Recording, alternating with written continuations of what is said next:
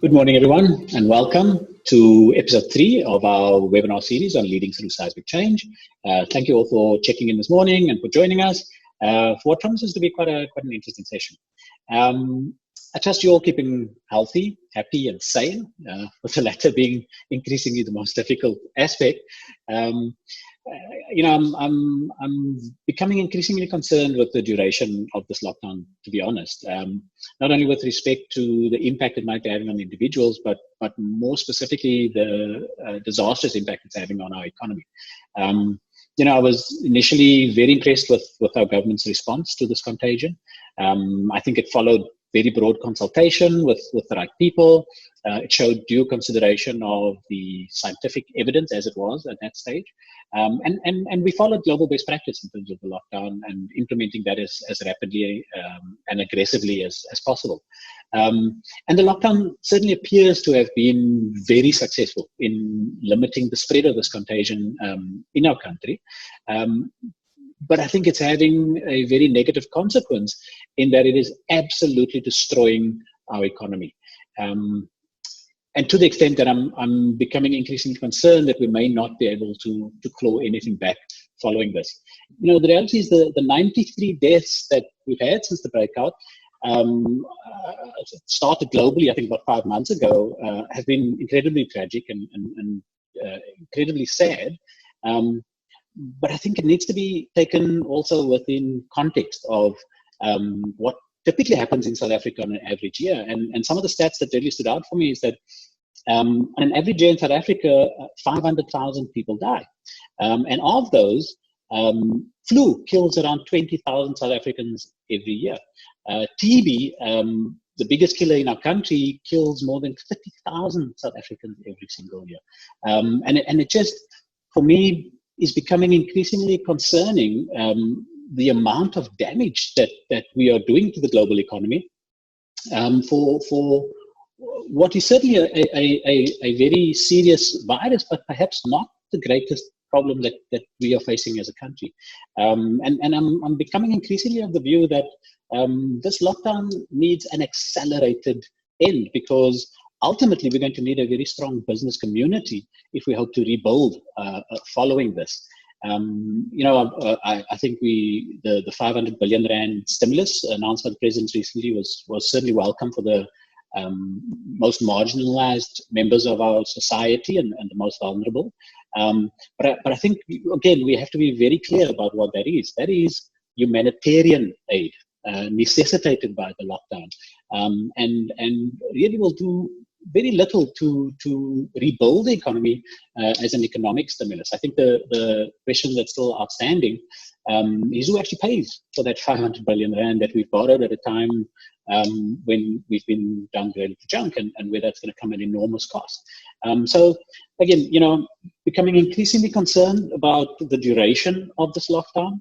I think we've done very well to date, but I think we also need to start becoming quite realistic about what is possible and practical for South Africa versus what may have happened in other parts of the world. And, either any way you slice it, this is a devastating disease. But I think we need to start making some solid decisions around it, and particularly what our end game is as a country. So that's my little rant for the morning. But I think increasingly as a business community, we need to engage around that, and we need to start being very clear in terms of what we feel the end game should be. But ultimately, I feel we really need to get our people back to work. And certainly Accelerate will start leading the charge with respect to taking that somewhat politically incorrect or unpopular view, but I think it's something which needs to be said and something which needs to enter into the public narrative. Nevertheless, thank you all once again for joining us this morning. I think at times like this, the importance of community cannot be understated, and if nothing else, this is something that Accelerate has always sought to be a community of business leaders and practitioners, and a community that can support each other through this very difficult time. So please, as always, reach out to us at any time, share your thoughts, share your ideas, and we will certainly be there to try and support this community in any way we can. Okay, so moving on to today's webinar.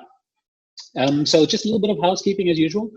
Please use the chat functionality if you'd like to engage, and feel free to do this at any point throughout the presentation or throughout the webinar. I'll certainly be watching that and reading it, and we can always come back to some thoughts or questions that you might pose there, and delve a little bit deeper into that. As always, these webinars are recorded and they're available on our YouTube channel, so please do go and check that out. We'll provide the link afterwards. To the 12 people who've subscribed to our channel already, thank you, well done. I'm sure you won't be disappointed, and we'll try and keep some nice fresh content flowing onto that channel.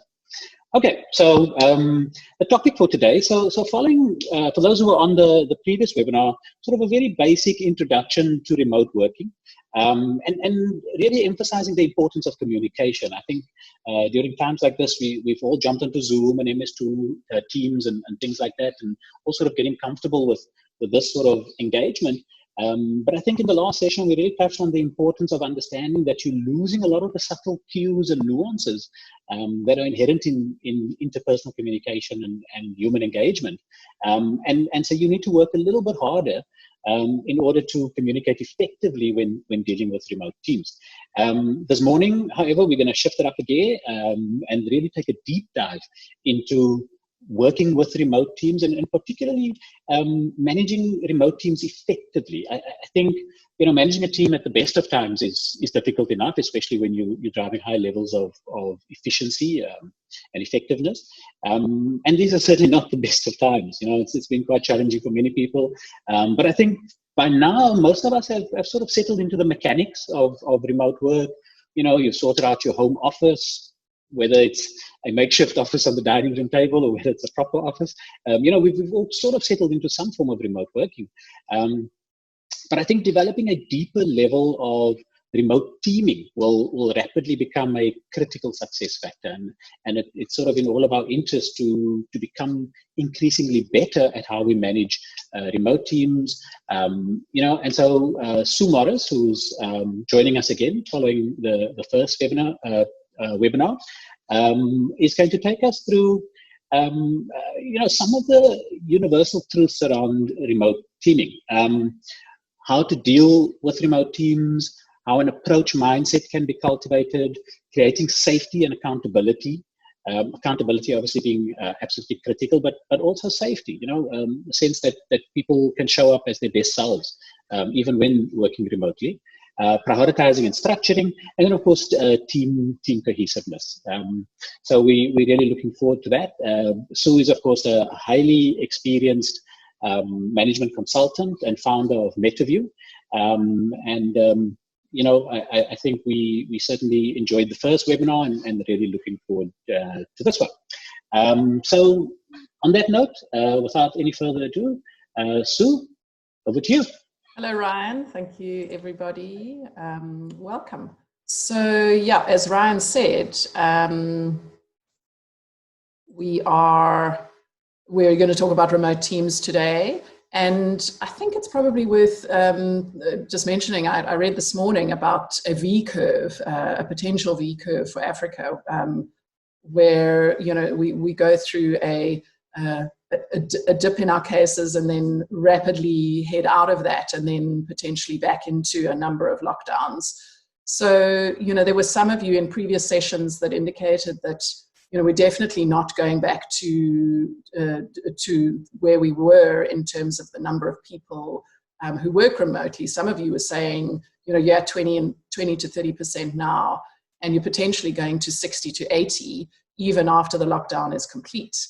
But certainly those even who are intending to go back to 100 will have to contend with managing their teams remotely, I think, for some time.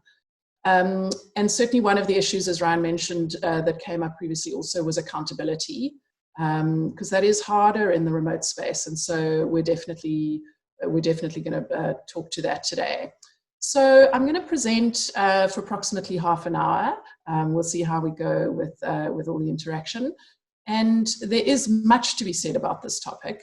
I've been working remotely for over a decade and in virtual teams. So I wanted to just try and distill some of the key things. Of course, there's much more to be said, And please do feel free to contribute in the chat or to ask any additional questions. And of course, we can follow up afterwards as well.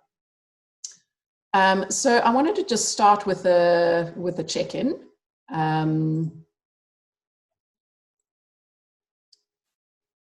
Ryan, are you seeing my second slide now or just my first slide? Still on the holding slide, on the first slide. Right. Oh, there we go. Okay. Right. So just as a check-in, if I could ask you guys to add in the chat, one of the small joys of having spent time indoors and with family is that there's quite a lot of creativity going on. So I was wondering if there's something that you've seen or learned or made during this time that's out of the ordinary.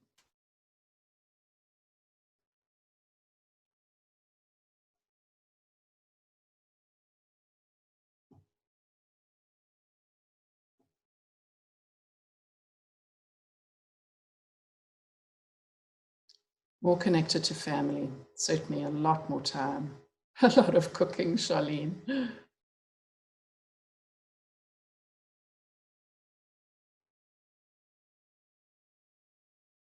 Maria says she's been still. Developing online courses, fantastic. Yeah, beautiful time for learning. Lost my fear of new technology, brilliant time for reflection. Children cooking and baking, even my husband's baking, so frying is underrated. I don't know. Routine. Yeah, we're going to talk about some of that, Kim Lee. How to balance, having many people working at home, kids also online schooling. The birds have been amazing. Yeah, big emotions, lots of stuff coming up for everybody, balancing that, learning to get through it. Crocheting and knitting, lovely, beautiful, thank you. Yeah, praise for teachers coming through there as well. Yeah, the importance of high-speed internet, William, thank you, yes. And candle making, love it. Okay, so in thinking about leadership, and of course, being a coach, this is kind of my intercept. There's been an evolution over time. Historically, we got a lot of praise for having competency in particular areas and for our experience. And then at some point, managers were required to really invest in their emotional quotient and working with teams. And so that has continued. So now there's sort of a WeQ going on, a team literacy that I think is really coming to the fore. And really, as we're saying, leading a virtual team is not the same as leading an offline, in-person team. So I kind of extended this into an RQ, a remote quotient, or a VQ. And really what I think I'm trying to say here with the slide is that there are some new skills that we need to be learning in this space. And of course, once we know that, it's actually quite easy to go and get skilled up and to find these skills and to work with them with our team members. And the reason we're focusing so much on teams is they really are the engine of productivity today. We need these teams to deliver the meaningful outcomes in organizations. They're where much of the complex activities happen. And actually, there's a stat that says we're collaborating about 50% more than we did 20 years ago. So, the amount of individual work is actually quite a lot less. And I think that's only continuing. One thing that's really important, though, to know is that you can't just take a group of high-performing individuals and put them together and expect that you're going to have a high-performing team. There's actually quite a lot more to it than that. And the other important thing to understand is that, we spend a lot of money recruiting great talent and bringing them into our organizations. And actually, one of the sticky things for those individuals is being in a high-performing team. So they tend to stay when teams are performing better. So it really is important for us to be focusing on the productivity of these teams. And so I wanted to ask again for your contributions in the chat.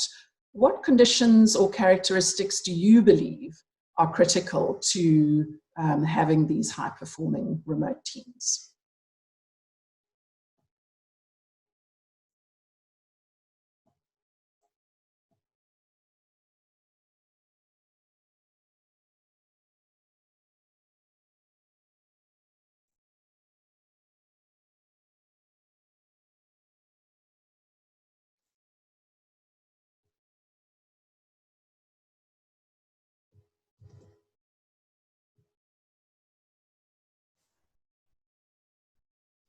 Lovely. Passion, trust, communication, patience, spirit of collaboration, openness, accountability, effective communication,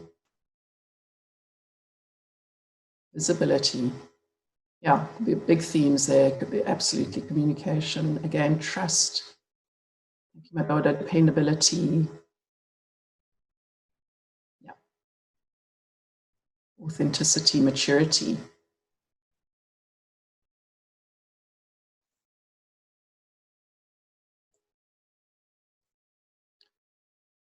Yes, so definitely you guys have hit the nail on the head with many of those. And there has been quite a lot of research done about high-performing teams. One of the researchers has a lovely name. He's called Shampoo. That's P-O-U-X.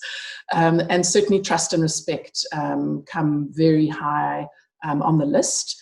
Purpose, we spoke about that also in the first edition. Our first session. Conflict competency is something that I didn't really see coming up there, but that really is an ability and a willingness to disagree, to move into a space of conflict, and then to come back together again and find some alignment. So that's also really important. Focusing on results might seem obvious. And then an alignment of authority and accountability. So if you have responsible people, but they don't have any authority, it doesn't in fact lead to high performance. So that's an interesting one. And then finally, a good team coach. So someone that can really help the team to develop their competencies, both internal to the team, as well as with external stakeholders, also an important element. And then, of course, fortunately, Google spent millions and millions of dollars trying to understand what made their best team succeed. And some of you may be familiar with their project Aristotle. That was a tribute to Aristotle's whole is greater than the sum of its parts. And really what they were looking at there is, what makes a team better than just the sum of the individuals. And what did they find? Those are the 5 things there, and I'm going to talk through those. But what's interesting is that it wasn't intelligence or confidence or prior success even that really made these teams work well. The key thing, and I do want to sort of click into that a little bit, is psychological safety. Now, I know a lot of people have a reaction to that term, but it really is a sense of interpersonal safety, if you prefer. So that's being able to feel real and vulnerable in a group, and not competing with your peers, very importantly. They found that was a great element. And being encouraged to learn from failure, so starting to step into the learning zone. Dependability, getting things done and at a high bar. Structure and clarity is kind of obvious. Meaning, so the work is personally important. And then being able to see impact was really important to these teams as well. So what are the universal truths about taking teams remote? And I think it's important to understand that not everybody will react in the same way. And you've probably seen there kind of 2 camps developing. Certainly I see this with some of my clients. They either love it and they take to it like a duck out of water or duck to water. They learn the new technologies, excited about the opportunities for different ways to connect, looking at the potential opportunities, or they're in the other camp. And I have a client who absolutely cannot wait to get back to the office. She's finding it extremely frustrating. The work is harder, it's slower, she feels disconnected. And so, you know, there are these variations. Not everybody will manage it in the same way. The second point is that, and this we covered a lot both in our prior sessions, your communication will be perceived as less than it is. Have a look at the YouTube recording. There's quite a lot there on communication, how to structure that and think about a strategy for it. But the bottom line is you need to communicate a lot more than you ever have. And then the other point Ryan alluded to in his intro, there's much less space for informal communications. So that client I referred to earlier, feeling disconnected, she just said there is no fun. There is no informal communication. It is just work, work, work at the moment to try and get things done. And hopefully that will evolve as we sort of get better in this remote space. Body language is mostly missing. And while some are really good at coping with this, other people really find it disturbing.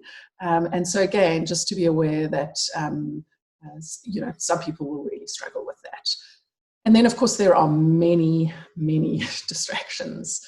Being in the home space, obviously at the moment, being with partners who are working or other people or children who are at school, it is extremely distracting. And that takes an awful lot of discipline to try to bring the productivity up.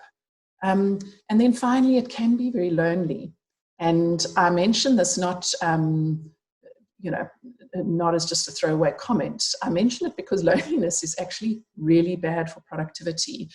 And if you've got team members or you are a team member who's on their own, you need to look for support and you need to find ways to work with that, because it really can be very unproductive.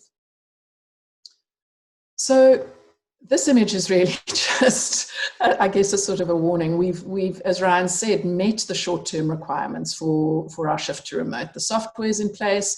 Hopefully our connectivity is in place. William, I hope there's high-speed internet.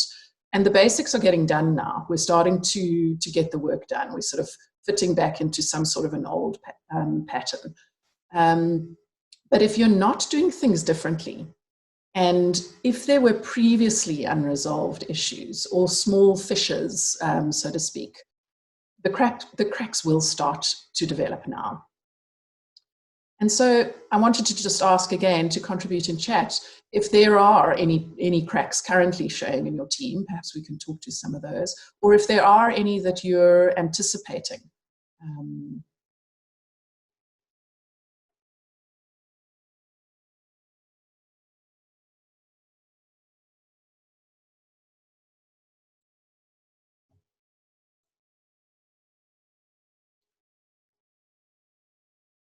Not everyone is working.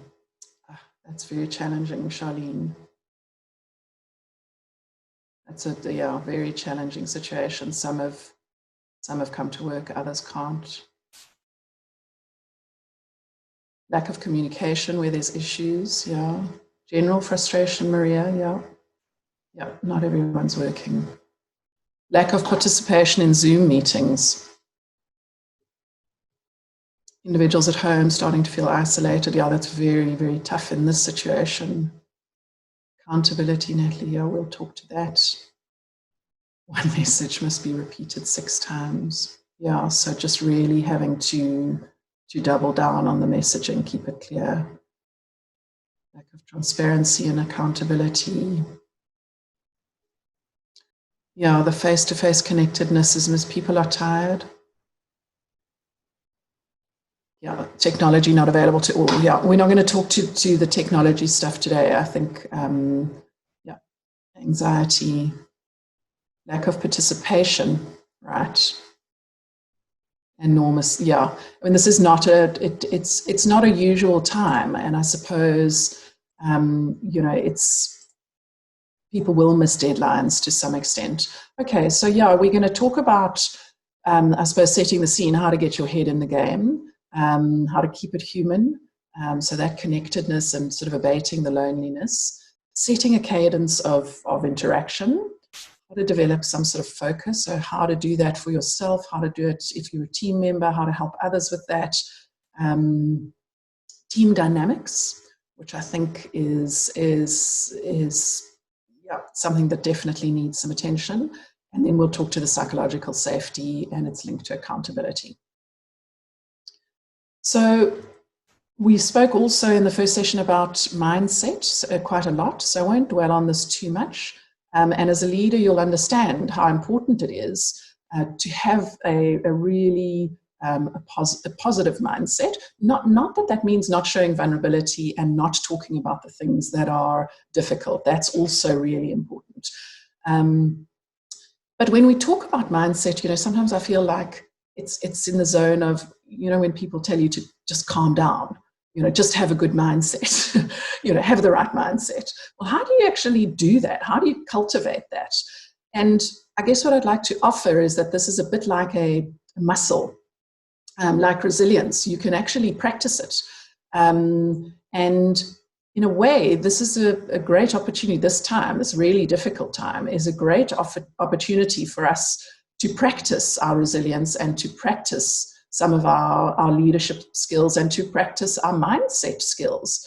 So what I like to do is to ask the question, how can we get more into a learning zone?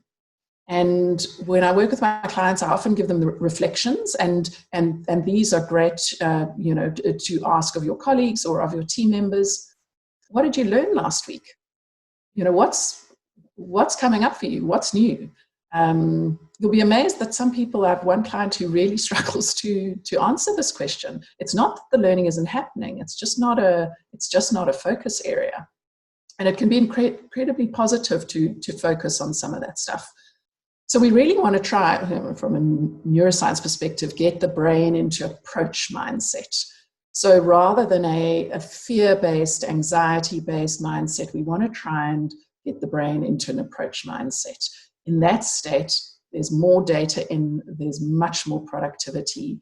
And probably the key way to do this is to focus on progress. So what are you learning and what's going well? So these are really important things. In fact, one of the Harvard professors, Teresa Amabile, she did a great study on work journals.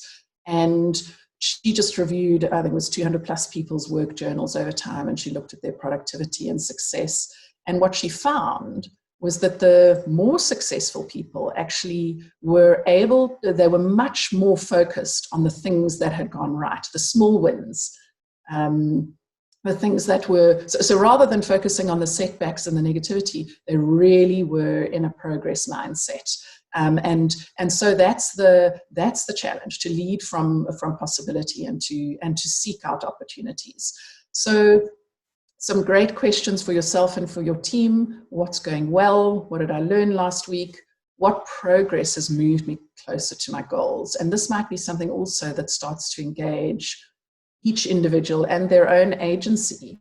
Because I do think sometimes in the accountability zone, people have sort of stepped away from their own agency. They're sitting back and waiting. And that's a very unproductive space. And then what opportunities are still on the table? So that gets people thinking a little bit further than, what's already here? What are my key deliverables? What else is there? So stretching into that learning and growth zone. So once we've got the mindset, this is a question that I really love that I wanted to ask you guys. And I think perhaps just to reflect on this on your own, no need to share this on the chat. But as you ask yourself the question, notice what happens for you, because actually what this question does is it takes us to a position of choice. It gives us that sense of, oh, I get to choose here. I'm in some sort of a powerful position. And at choice, we actually have lower stress and increasing creativity.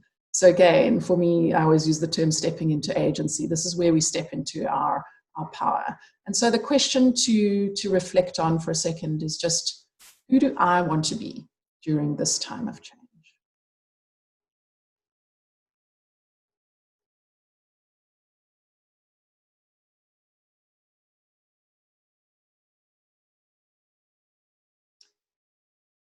So we saw in the chat, this came up quite a bit, replicating the human connection. It's much harder virtually. And And certainly one of the important things is to have your video calls, have them in gallery view, and again, to be authentic about some of the challenges that you might be experiencing. I want to also just say that this isn't just about leaders taking a position on doing this. Very often in teams, you'll find that there are wonderful extroverts, people who find it easy to connect, people who are great at setting up, Zoom lunches or pub quizzes or whatever it is. Ask your teams, ask your colleagues, and get everybody on board for creating the sort of remote culture you want to have. Everybody is responsible for culture. And so what is it what is everybody's contribution to this? How are we going to connect?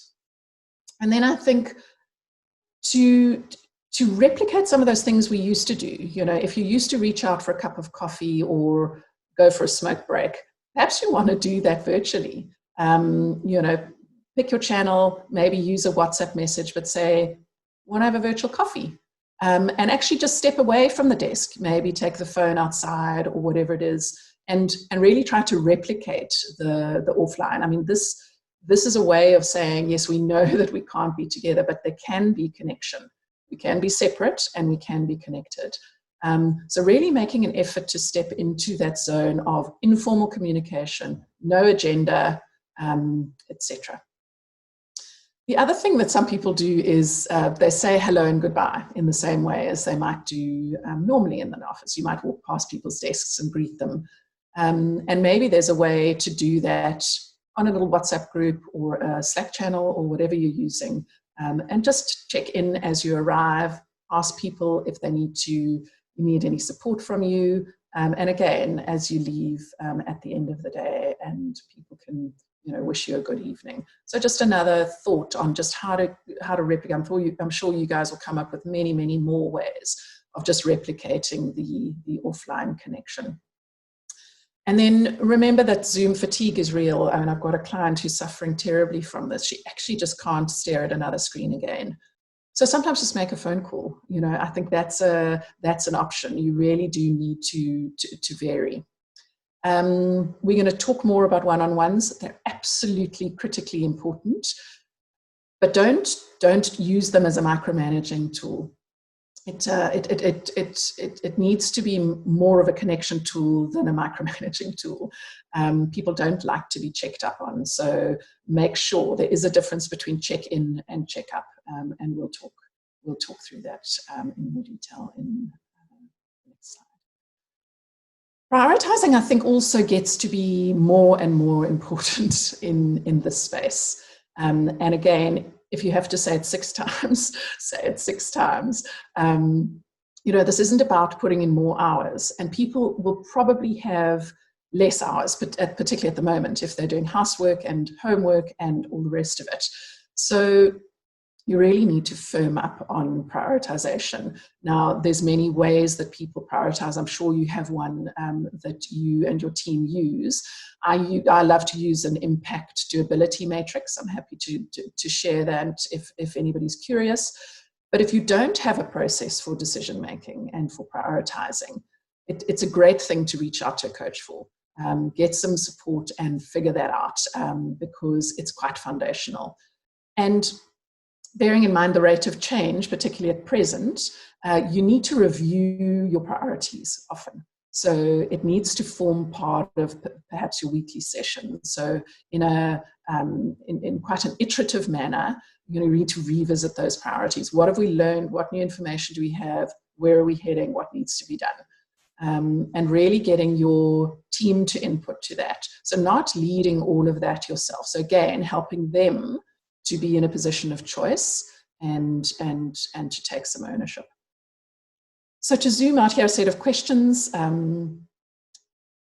Perhaps ask what our future stakeholders are going to need from us as a team.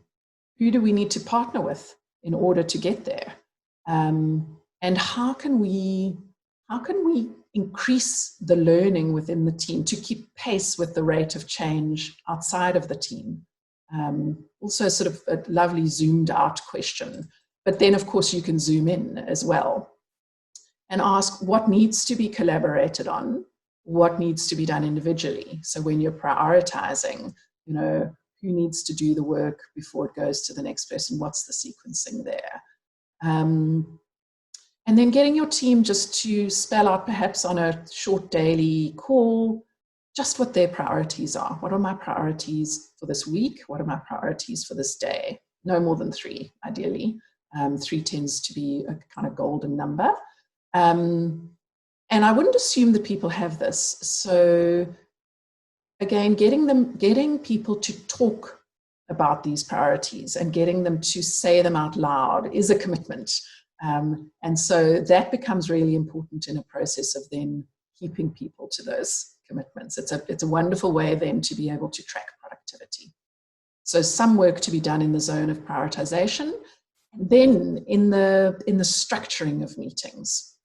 So here, both structuring the cadence of the meetings as well as the content within the meetings. So you need to plan what that weekly and monthly schedule looks like. Who am I checking in? What are the key meetings? Who needs to be there? What are the roles, et cetera, et cetera. I'm sure you've had some online meetings that have been disasters. I certainly have. And often, of course, what you'll find is that you know, extroverts speak more online, introverts speak less online, and so it's much harder work. And one of the thoughts there is to bring in a facilitator. So if there's somebody presenting, have somebody facilitating the session who can watch for those dynamics, who can coordinate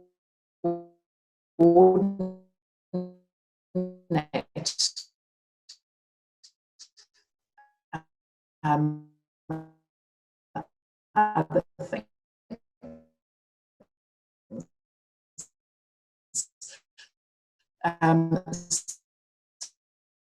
So that they're you know, so that they can two small faces. It just doesn't work. And sometimes that interaction between those two people, you know, if they happen to be in the office, for example, whilst others are working remotely, just everybody at their own computer. Invite everyone to share and participate, absolutely critical. And then, of course, recording meetings. That's a wonderful, wonderful, wonderful feature. But, excuse me, I think I jumped on there. Yeah, meeting roles, be clear about those. This format, this weekly catch-up format is, I think, quite a nice one. But you guys will figure out what works for you.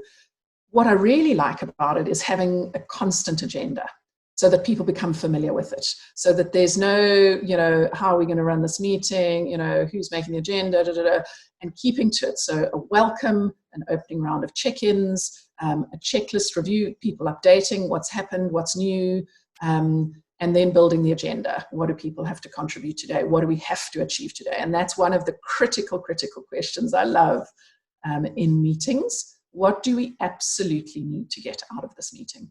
And having people come forward with that, and really making sure that you achieve that within the time frame. So the facilitator helping that. So keeping those formats consistent, I think, incredibly helpful. Right, so the one-on-one meetings, besides the virtual coffees, you need to have a productive one-on-one. They need to be scheduled. I would say right now, you probably need more.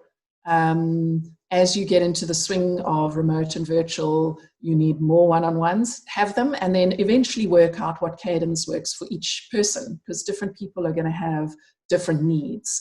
Do not skip these. And then keeping an eye on productivity and performance. You know, connecting the dots to purpose, connecting to their commitments that they might have made around their priorities, etc.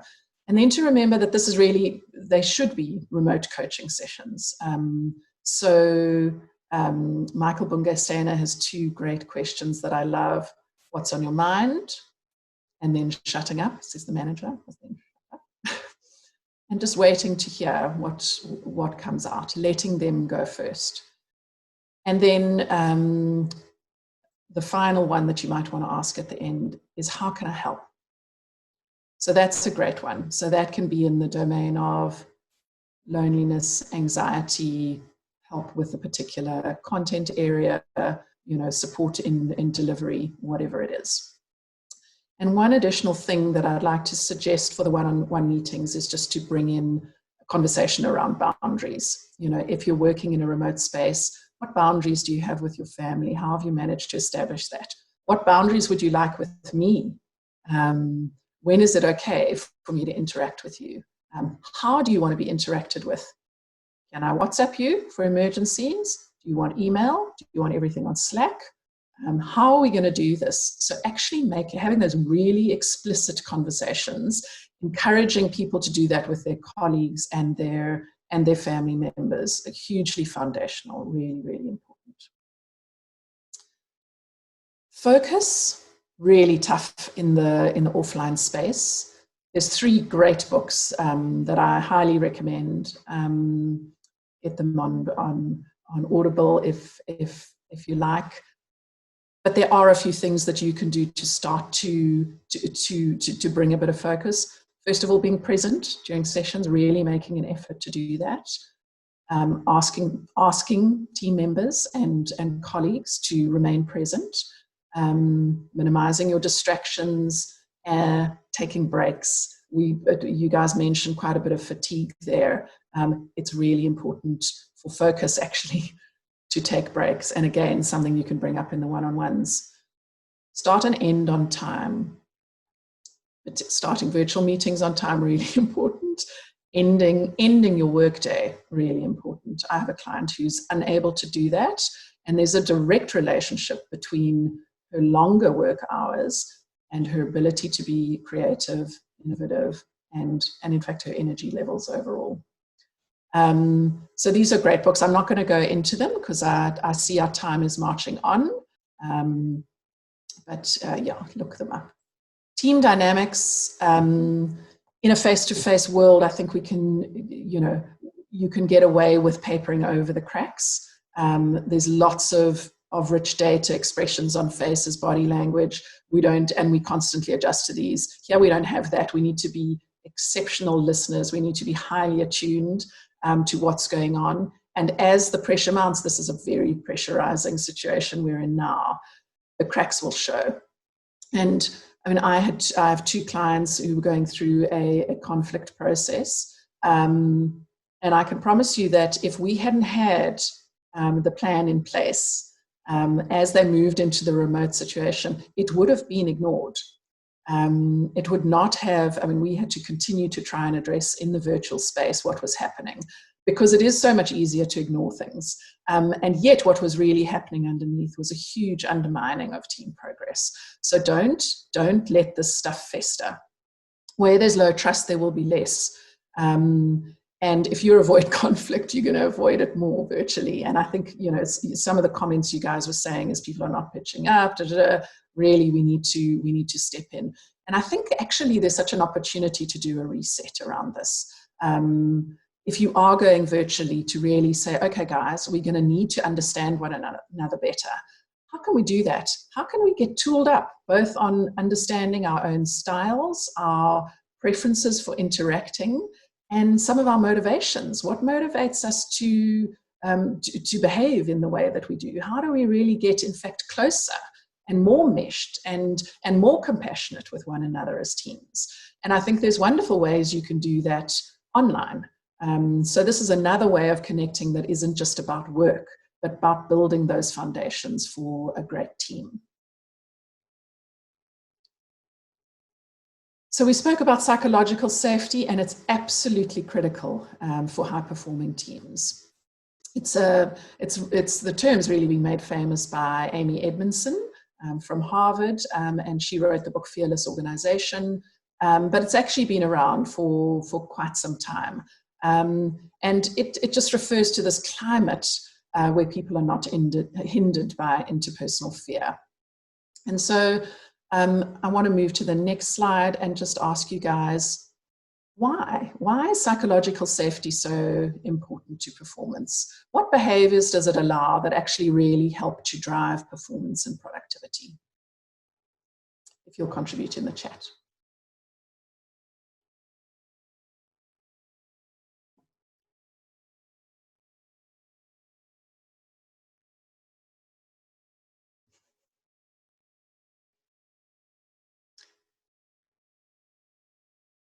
confidence, innovation, absolutely. So Carl, that's the ability to take risks. I have no fear of risk taking. There's going to be no retribution.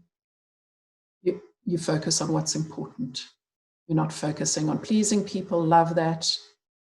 Builds individuals' confidence. Yes, William, and their agency allows people to be themselves. Absolutely. And in that space, yeah, when people have your back, you can take bigger risks. Lovely. Trust, creativity, be yourself. Strengths, love that, strengths. Yes, Beverly, you should be able to see the chat. You've got a panel at the bottom with a couple of buttons. If you just move your cursor down, you should be able to, it might just pop up for you. And obviously we can, you should be able to see that now. You need to feel safe, allow your mind to be free. Oh, that's lovely. Absolutely lovely. Yeah, a sense of belonging. Wonderful.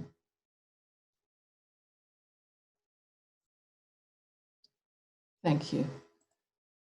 Yeah, so I want to just talk about psychological safety. So if you've got that productivity, and this is a wonderful 2x2, if you're in that safe zone, but there's no performance accountability, so there's not much pressure going on. So it's you know, it's really a lack of space. We all get along brilliantly. We're free to be ourselves. We can play. We can do whatever, but we're not really under any sort of accountability pressure. Then we're in the apathy zone, or the comfort zone, actually. We're in the comfort zone because we've got high psychological safety, but there isn't a lot of accountability. And many people go there with the focus on psychological safety. But in fact, we really need to be moving across into that learning zone in the blue. And in the learning zone, there is performance accountability, and there's psychological safety. So both and it's a sort of a very kind and respectful and very clear guidance. What we don't need is an anxiety zone where there's too much performance pressure, where we really, really twisting people to deliver and becoming quite threatening. That again takes the functionality out. So the highest performing teams are sitting in this incredible learning zone. And that's really what we want to aim for. So there are a bunch of things leaders can do to bring in that psychological safety, framing the work, connecting to purpose, demonstrating humility, practicing inquiry, really important. So really getting into that coaching, good coaching questions, asking people for their contribution, inviting them to bring into their own agency. And then expressing appreciation. So this response, expressing appreciation, destigmatizing failure, but punishing boundary violations. This is absolutely critical. And hence the link. One more slide first, and then the link to accountability. This is just talking to the different types of failure. And so important to know what these are. And don't be on either end of this. Don't punish everything, and don't say everything is a learning opportunity. We really need to understand the different types of failure and work out what we're not going to tolerate. And finally, to the accountability dial. This is a brilliant, brilliant tool. It helps you to have the right conversations at the right time in the most respectful manner. So the overarching idea here is to assume positive intent. And we are running out of time, so I really want to just talk to the first thing, because it starts somewhere and it's really important to start. And I think in the virtual space, this is something that you guys can potentially start to work with. And it's the mention. So the mention is the first time you feel something and you potentially don't raise it, but you should raise it with somebody. And you should be saying something like, I just noticed something. Do you have a second? Now that's the beginning of a process. So I just noticed you weren't feeling great today, or I noticed this deadline has been missed. What's going on? And have a conversation about it, assuming positive intent. And then the if things don't remediate from there, if you don't learn new information and sort it out, which you often do, then there's a process to follow of, again, lovely short conversations that can really help people to get back on track in a really positive and really caring way. I'm going to skip that. And I think, Ryan, we probably should open up just for a couple of final questions. But we've covered a lot today. What productive teams are, that going remote is likely to exacerbate cracks, that it's a fantastic time for learning to team, for building some of those competencies. And then to pay attention to prioritizing, to focus, to keep that human connection in, and ultimately to create the safety and accountability. So perhaps a final question to leave you with is, what actions would you like to take now?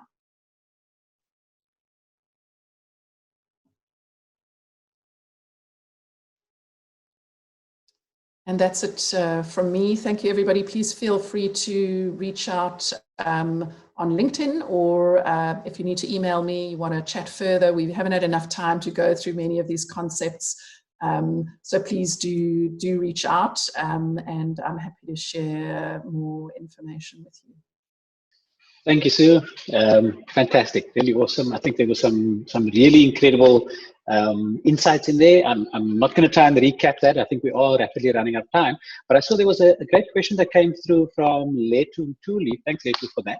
And the question was really around any tips or ideas or options for employees that are living with severe external disruption. And within a South African context, for example, the example that was given was sort of living next door to a tavern that operates 24/7, and you sort of got a lot of loud noise and disruption. Any advice you might have for team members that might be faced with that level of external disruption? Yeah, I mean, I think in this time we have to be extremely generous, and we will first understand what's going on, and then be extremely generous. If that person is capable of contributing an hour or 2 hours productively a day, then take that, and let them off the hook, because the pressure of having to continuously try to manage in that space is going to be, is just going to be awful, so, certainly brainstorm with them what's possible, what might they be able to do, can we on Friday somehow send some headphones or whatever it is, get people thinking about it. And if there's other people who have the same problems or similar problems, I'm sure that they'll be able to contribute.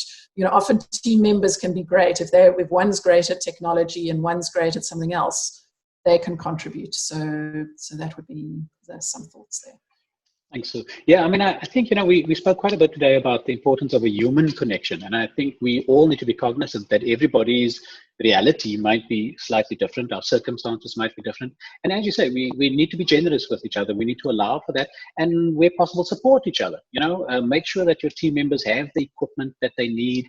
Make sure that they have a space where they can speak openly about the challenges they might be experiencing. And, we can't just assume everybody is perfectly set up at home with Wi-Fi and all of the associated toys required for remote working. So I think the notion of being generous towards your team members is absolutely critical. Yeah, absolutely. That's lovely. Cool. I'm not seeing any further questions. So I think we can probably work towards a closeout and again, bang on time. So thank you very much, Sue, for sticking to the time and for getting through all of that sort of material so quickly. I think for me, certainly very, very useful. And I think it's important to remember also that the fear many of us might be feeling, something that we touched on in an earlier webinar, is really just a product to a large extent of the loss of control. And so a big part of what we need to do with our remote teams is to choose to be positive and optimistic, and to empower people as far as possible with that level of control, whether it's, as you mentioned, through prioritizing tasks or making an attempt to control the mindset and just be aware of any negativity that might surface. And then I think we'll be on a good track. So once again, Sue, thank you very much for collaborating with us again today.